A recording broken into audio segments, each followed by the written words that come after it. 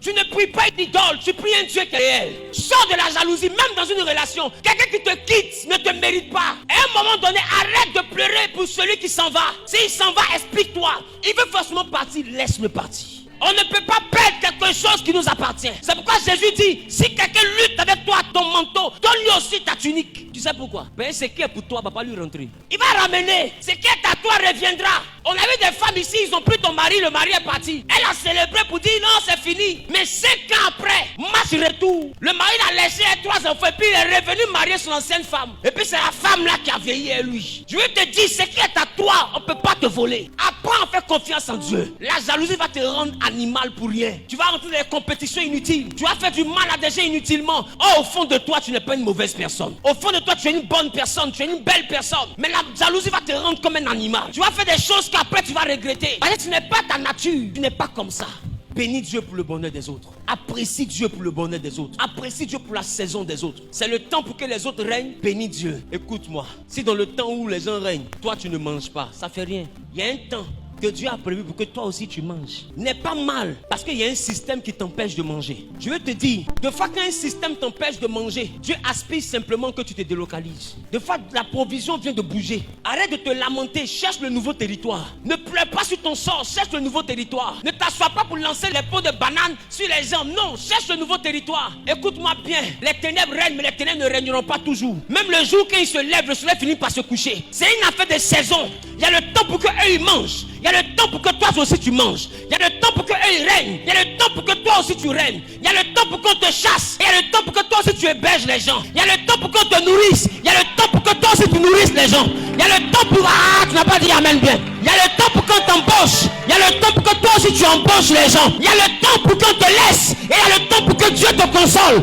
Il y a le temps de Dieu pour toi. Je dis à quelqu'un, il y a le temps de Dieu pour toi. Pour toi aussi, il y a un temps de Dieu. Laisse ton cœur guéri. N'aie pas mal de ce que les gens t'ont fait. N'aie pas mal de comment ils t'ont jeté. Laisse-moi te dire, tu as une semence. Et le meilleur service qu'on peut rendre à une semence, c'est de la jeter par terre. Parce que tant que tu n'es pas jeté, tu ne peux pas pousser. Il faut qu'on te jette pour que tu deviennes un arbre. Là où ils t'ont jeté, ils ne te retrouveront pas là-bas. Parce qu'ils ont jeté un noyau, mais ils trouveront un manguier. Parce qu'il y a un Dieu pour toi. L'erreur de tes ennemis, c'est qu'ils t'ont haï jusqu'à vouloir t'enterrer, mais ils ont oublié que tu étais une graine. Là où ils t'ont mis, Dieu va te ressortir de là. Alors j'ai envie de te dire, ne t'apitoie pas sur ton sort. Ne regarde pas les autres pour penser que ta vie est un échec. Ta vie n'est pas un échec. Même si tu es arrivé au niveau où tu as perdu tout ton équilibre, le respect même que tu avais est parti. Parce que tu t'es retrouvé dans une situation où toi-même tu ne crois plus en toi. Parce que tout s'est effondré.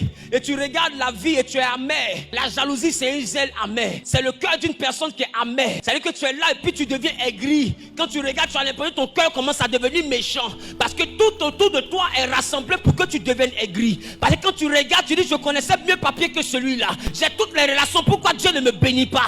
Mais il a dit à Gédéon, vous avez 32 000 soldats, mais ils sont trop beaucoup pour que moi je délivre. Il y a des moments où les relations que tu as, ils sont trop beaucoup pour que Dieu t'élève. Dieu a besoin qu'on t'abandonne. Dieu a besoin qu'on te laisse tomber. Dieu a besoin qu'on t'oublie. Dieu a besoin qu'on te jette pour que lui te récupère, pour te mettre à la table des rois, afin que de ta bénédiction, que nul ne se glorifie devant Dieu. Il veut faire pour toi ce qu'aucun homme ne pourra revendiquer. Personne ne pourra revendiquer la paternité de ton miracle. Alors ne regarde pas l'évolution des hommes. Regarde le Dieu qui t'a promis que tu vas évoluer. C'est lui qui t'a dit et c'est lui qui fera.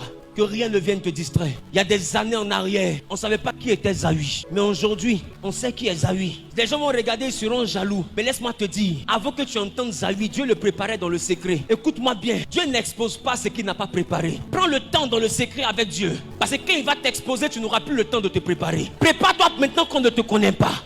Prépare-toi maintenant que tu es seul. C'est dans ta solitude que la solitude doit te parler. Ils t'ont abandonné pour que tu deviennes intelligent. Ils ont été aigris pour que tu deviennes intelligent. Ils ont été ingrats pour que tu deviennes intelligent. Quand tu es assis, il y a quelqu'un qui te parle et qui te dit, tu vois, c'était tes amis, ils sont où aujourd'hui? Ce quelqu'un-là, c'est Dieu. Parce qu'il veut te montrer qu'il est ton meilleur ami. Ne regarde pas les hommes. Regarde le Dieu qui te parle dans la solitude. Il est avec toi et il ne t'a pas abandonné. Il dit, je ne te délaisserai pas. Je ne t'abandonnerai pas. Tu verras le salut de ton Dieu. Tu n'as pas mal fait de croire en Dieu. Laisse la jalousie. Laisse la jalousie. Aujourd'hui, j'ai tellement bien compris ce principe que je vois un homme de Dieu rassembler des foules. Je suis assis, je regarde son programme exprès et puis dis waouh, Dieu est glorifié. C'est merveilleux de voir aujourd'hui des gens rassembler facilement 5000 personnes. Je suis content pour ça.